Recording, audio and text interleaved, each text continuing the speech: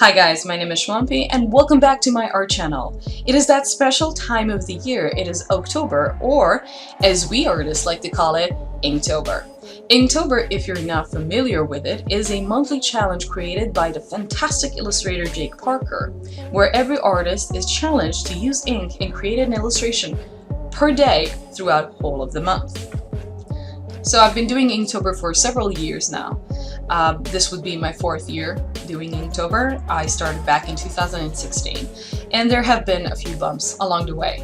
So the first thing I learned when doing Inktober was that having a prompt list is a godsend.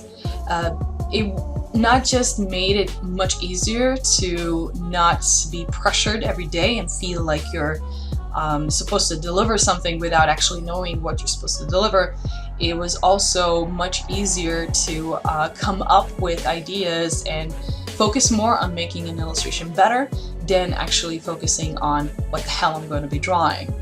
So the first year it was a bit of a challenge. I didn't have a prompt list. I kind of winged it, and by day 20 something it became extremely stressful because I wasn't sure what I was going to be doing, what I was going to be drawing. So, learning from 2016, in 2017 I decided to use all of the illustrations I did in 2016 and redo them. This was fantastic because I got to see the amount that I improved throughout the year, so it provided best results. Another thing that I learned in 2016 is to be familiar with your material. So whatever you're using, be familiar with it, and because it can influence a lot what you're doing and how the illustration will turn out in the end. But in 2017 I learned another valuable lesson, and that is don't start a project unless you're sure that you're going to have enough materials. In 2017 I was using for the first time alcohol-based markers. I was using the Winsor & Newton brush pens, brush markers, sorry, grayscale colors. And by day, I don't know, 20 something also, it was pretty close to finishing the project, and that's when the markers started dying out on me. I didn't realize that I was using a lot of them and I needed new markers fast. So kiddies, before you start a project, make sure you have enough material to actually finish the project. Another thing that having a prompt list helped was being able to focus more on composition in the illustration. Beforehand, before I started, it was great to have that wiggle room to think about how the illustration will actually look without feeling worried, what am I going to be drawing?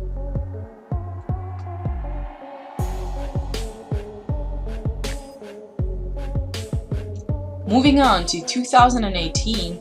Now 2018, I decided to make a prompt list beforehand. I made my own. I decided to do creatures I have never, well, most of them are creatures I've heard about, but some of them are creatures I have never heard about. And it was a great learning experience because I got to research more on mythical creatures and mythical beings that aren't so popular, so that was really cool.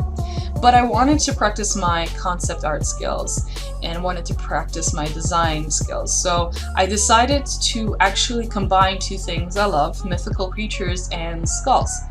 And I wanted to create custom skulls for every mythical creature, what their skull would look like.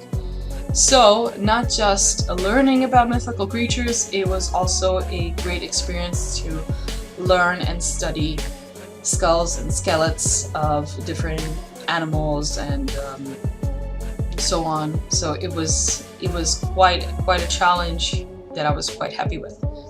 Another thing that was a problem this year was that the notebooks I have been using thus far, I used it again in 2018, but I didn't realize that the quality of the paper had greatly diminished, and it wasn't at all what I was expecting. So when I was doing the first illustration, I realized that I wasn't going to be able to use a lot of the material and supplies that I was planning on using. So yay, that limited a lot. So again, prepare what you're going to be using. 2019, we're coming up to this year, and this year I used the official prompt list. I tested out the inks beforehand, learned it.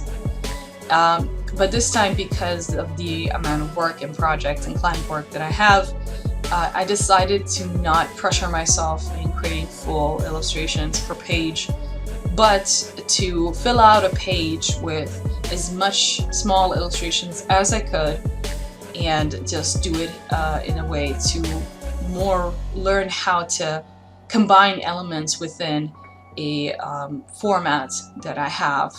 In this case would be a page. So page 1, I was able to fit 4 illustrations, which was like, okay, cool.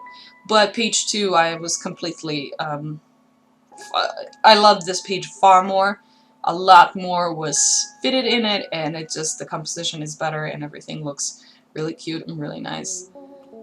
So yeah, if you would like to continue to see how my Inktober 2019 progresses, make sure to follow me on Instagram.